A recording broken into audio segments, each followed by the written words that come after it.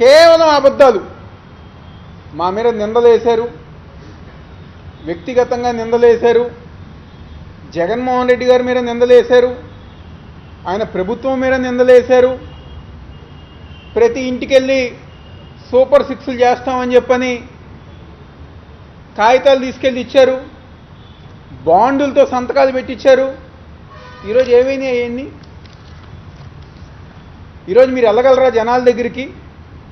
మీరు ఇచ్చారు కదా బాండులు, హామీ అమలు చేసే బాధ్యత నాది అని చెప్పని ఆ రోజు చంద్రబాబు నాయుడు గారు ఏదో బాండులు పంపించారు కదా, ప్రజానికంతో సంతకాలు చేపించారు కదా.